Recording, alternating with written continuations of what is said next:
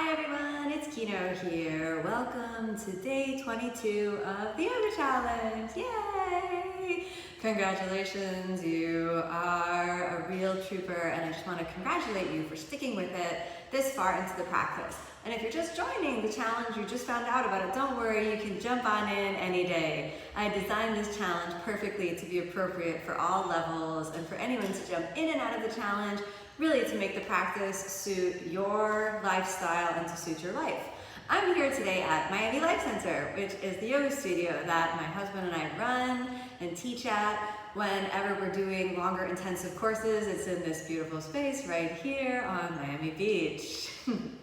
Now, when you understand what yoga is, while it is easy to think that yoga is just about the poses, that it's about bending and twisting and lifting, all of the poses are really doors or gateways into a deeper spiritual experience. So the whole purpose of this yoga challenge is to help you connect the dots between the physical practice and the spiritual practice, between the inner body and kind of the physical or manifest body. And remember that those things aren't always obvious, so it takes a concentrated effort to tune your mind into that inner sensibility.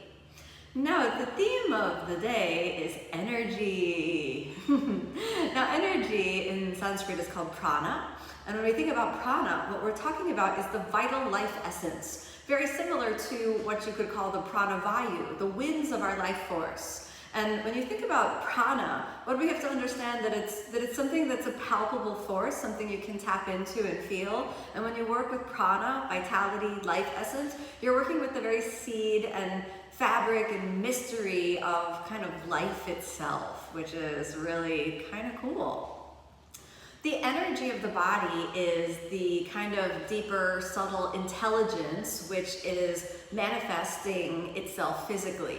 Now, when you think about the physical body, we think of it as a hard material substance, but if you dive in deeper, the physical body is actually more likely just pure energy. So on a subatomic level, and I'm no physicist or scientist, but I do really enjoy learning about science. So on the subatomic level, what we have is what we think to be mostly solid, but when you dive down into the subatomic level, when you have the nucleus of an atom, you have the protons and the electrons in the center, protons and neutrons in the center, and electrons zipping around.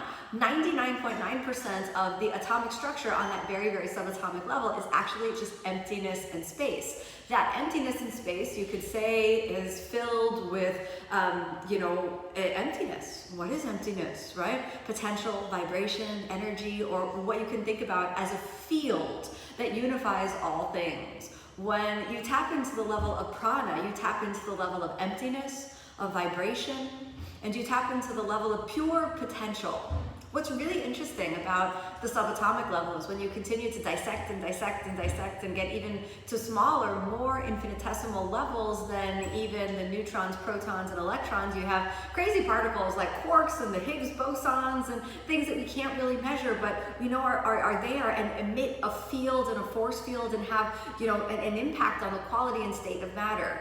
Thousands of years ago, in the time of Patanjali, what was discovered was that through powers of heightened concentration directed into the inner body, the yogi was able to perceive what was called the anu, the smallest, most indivisible particle of manifest reality of the material world.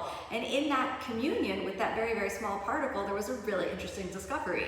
There was the feeling that no solidity existed, that actually the reality of existence is constantly in flux. And you can relate this back to the contemporary scientific definition of particles at the subatomic level, which appear and disappear or function like a wave and also as a light. So when we think about this, that it's a different quality of being. It's a different quality of being. So prana is real, and energy is real. It's something you can sense, you can feel. It impacts the atmosphere. It is the unspoken, what you tap into through kind of your intuitive sense in the body. It's an intelligence that you feel and a knowingness that you can tap into.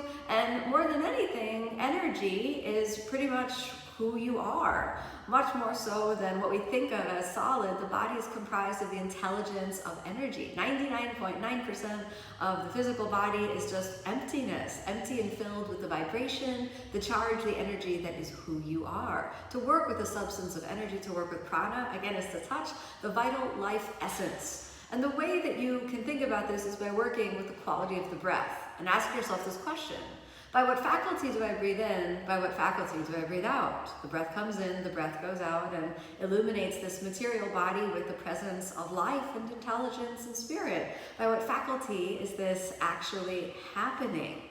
And if you can dive into that, then you can start to begin to ask the questions that will lead you into a very real felt sense of prana, of energy in the body and in the mind. Come to a comfortable seated position. Close your eyes for a moment. Bring the attention first to the physical body and allow yourself just to feel the body. Notice your breath as it moves in and out. And let your sense of embodiment be grounded in the muscles, the tissues, the fibers of the body, which appear to be dense and material.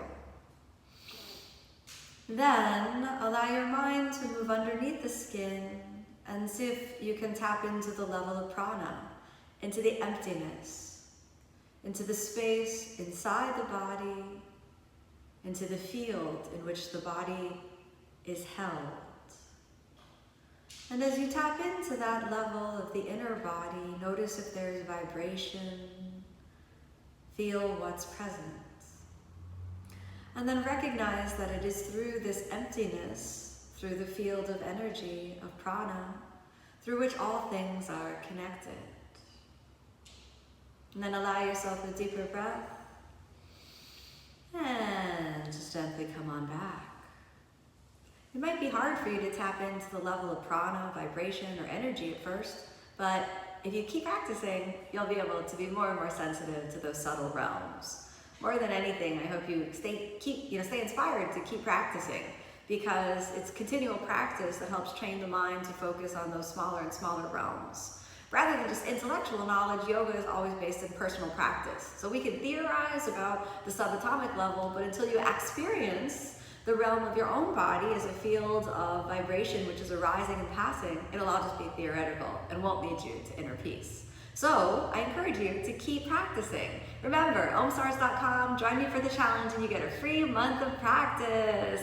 And you get all 31 days of practice with me and access to our full 2,500 class library on OmStars. So join the OmStars family and feel the energy so you can shine like a star. Okay everyone, thanks so much for joining. Namaste.